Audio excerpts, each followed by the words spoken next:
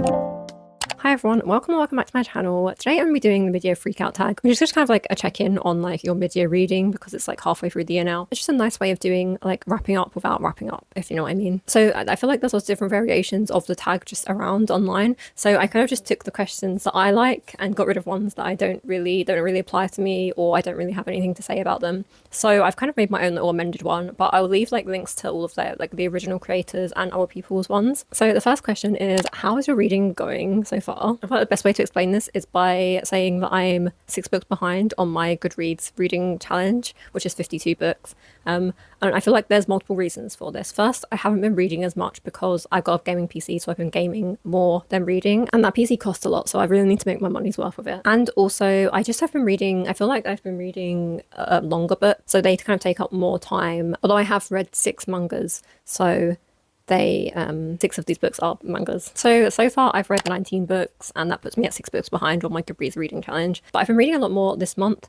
so I feel like I can kind of bring it back. And then the next question is, what's the best book you've read so far in 2025?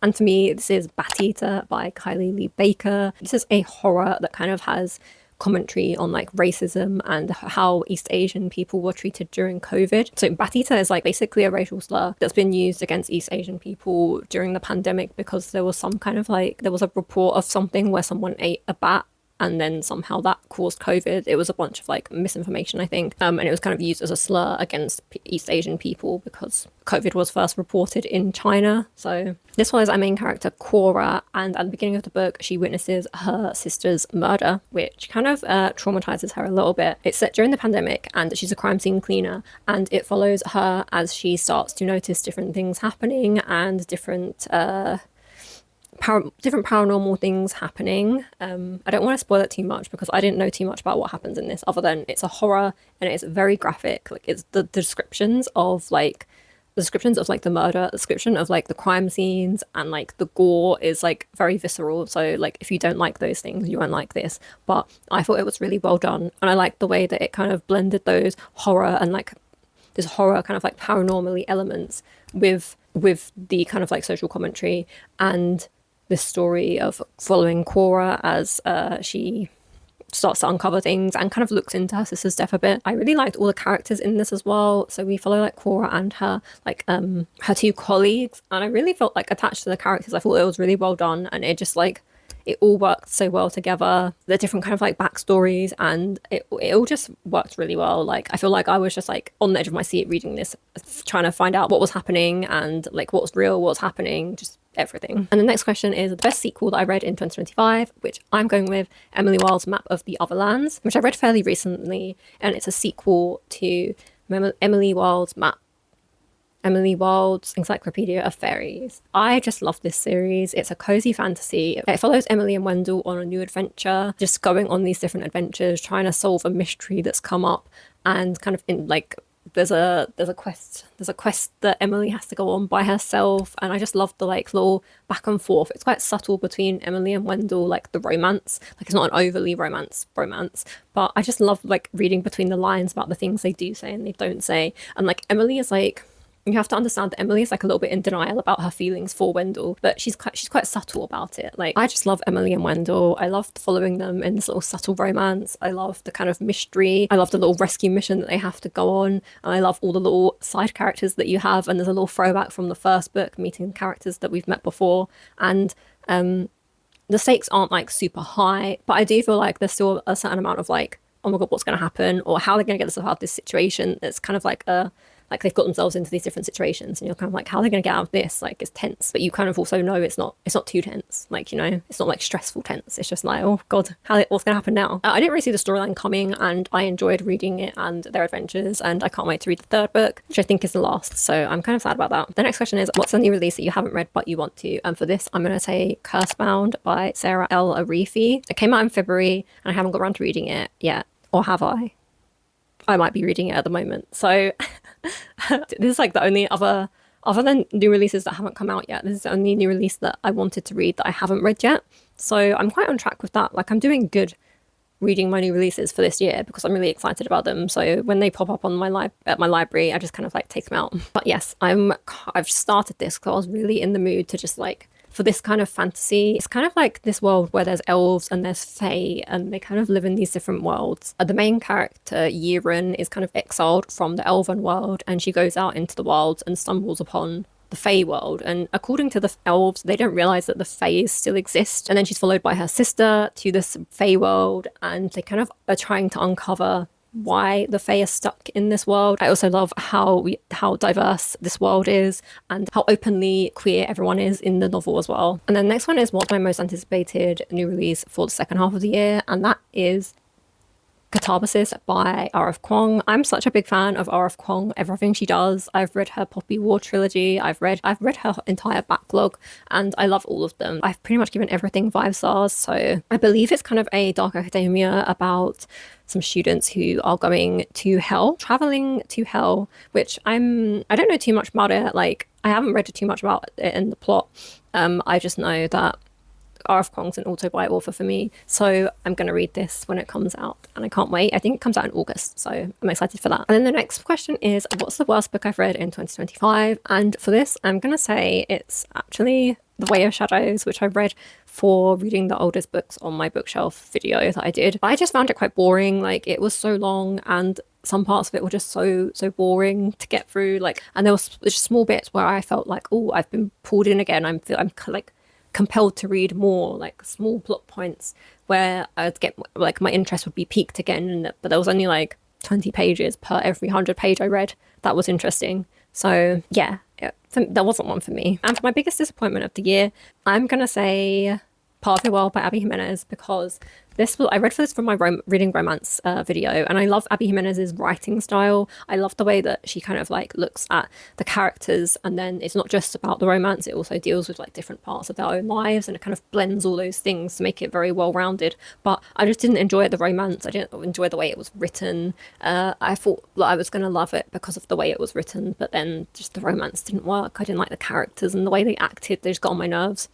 And like, they just acted very immaturely, and there was just like too much miscommunication, and I didn't enjoy it. I think I gave it a 3-star, but I think the more I think about it, the more I dislike that book and the more annoyed I get about it. So I think I'm going to put it down to a 2-star. And the next question is, what's my biggest surprise of the year? And for that, Emily Henry's Great Big Beautiful Life, because I went into this with so low expectations. I heard so many like people giving this 2 stars. I heard them being like, oh, it's so boring, it doesn't make any sense, it's not good, the romance is boring, the kind of like literary element, the like literary journalistic elements are boring. Everyone said it was just boring and a slog to get through. And while I don't disagree completely with that, some parts were boring, and I can see that they weren't done the best that they could have been done. I actually kind of still found myself enjoying it. I think I just love Emily Henry's writing and the way she does her characters and the way she just is able to pull certain scenes together. So essentially we're following a romance between 2 authors who are like battling basically to tell the story of this old kind of like socialite who has been like reclusive for many years and wants to do this kind of like memoir about her life. And inevitably the 2 writers fall in love, they start liking each other. They're kind of like info dumpy chapters about the socialite Margaret's life. So those were kind of boring. I can see why people find them boring, because some of them were boring. We were learning about like these information dumps about her father, and then her great grandfather, and then her grandfather, and then her father, and like kind of learning about their lives. And at this point, it didn't feel like too invested in this character. But I feel like by the halfway point, I was a bit more invested in Margaret's life and learning about her as well as the kind of romance and how her life kind of is informing their lives, or maybe having an effect, like her stories having an effect on their lives. And I get that also the criticism about the romance, because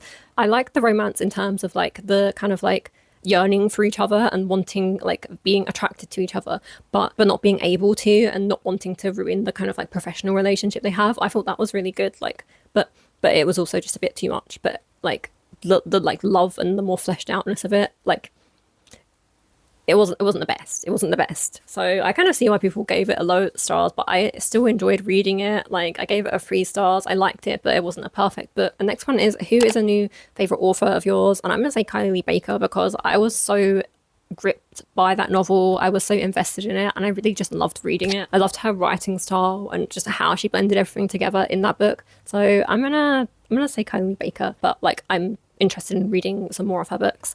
And I know she has like a YA series like about like a Reaper, which sounds really interesting, and I've heard good things about it, so I'm gonna pick that up at some point. And the next question is, what's the most beautiful book that you've bought this year? And I'm gonna go with Mongrel by Hanako Footman. I love the kind of like black and white of the photos of the women here, with the kind of like the colourful, playful kind of elements that are just here, which to me gives me the vibe that this is going to be like all these different women's stories, and they're all kind of like contrasting against each other. Like they're all following different threads, but this kind of like there's something that ties them all together, or there's some like similar thread running through all of their stories. So it's very visually pleasing, and I feel like it kind of conveys to me what the book is about, or what I think the book's about. I feel like it correlates very well to what the synopsis of the book says it's about as well, which is essentially, it says, shifting between three narratives, Mongrel reveals a tangled web of desire, isolation, belonging, and ultimately hope. So we follow three different women who I think are all Japanese, but they're living in different parts. So one's living in Surrey, one's living in London, and one is in Tokyo. I haven't read this yet, but I'm really excited to get into it, especially now after I've just dissected the cover. And the next one is, what are the books that you really need to read by the end of the year? And for this, I've kind of gone through my list of 25 books to read in 2025, and I've picked out the ones that I really want to get to soon. So we have Intermezzo by Sally Rooney, which,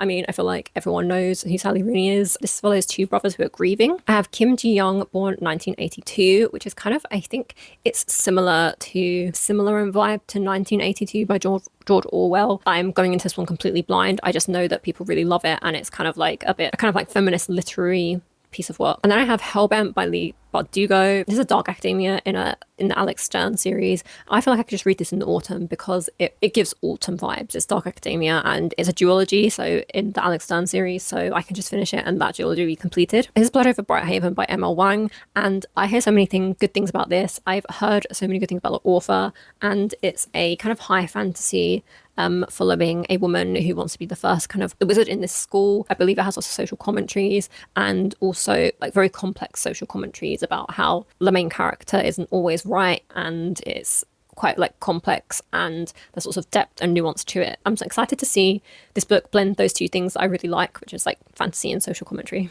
And the final question is, what's your favorite video that you've made this year? And I'm gonna say for this, it's my journaling video where I kind of go through my book journal that I made for the start of this year. I feel like people really seem to like it. I kind of made it to kind of inspire other people to make a book journal, and just keep a journal in general, and it doesn't need to be this amazing aesthetic thing, because I think a lot of people like me kind of don't make journals, or don't find it hard to journal and keep up with it because you feel this need to make it be perfect. But I kind of wanted to show mine and the different things I've done, and where I've got all my different supplies I use, kind of like show how you can make a journal that's nice, but it doesn't need to be always the most aesthetically pleasing thing. And like there's some pages I've done in it now 6 months later that are not great. That are like, they're not the most aesthetically pleasing pages, but I still enjoy making them, and I still enjoy just putting all my thoughts in there, and at the end of the year being able to look through and see all of the different books that I've read and what I thought about them, and just keeping track of all those little things somewhere physically. It just feels good to do that. It's fun and creative, and I really enjoy it. So if you're interested in that, I'll leave a link to it. And those are all the questions in this video. I feel like I'm not actually it's called midyear freakout tag, but I'm not actually that freaked out. I'm quite chill, really. Let me know what your favorite book and what your most disappointing book this year has been. And thank you so much for watching. If you enjoyed this video, please give it a like and subscribe if you're not already. Thank you so much for watching, and I'll see you in my next one. Bye!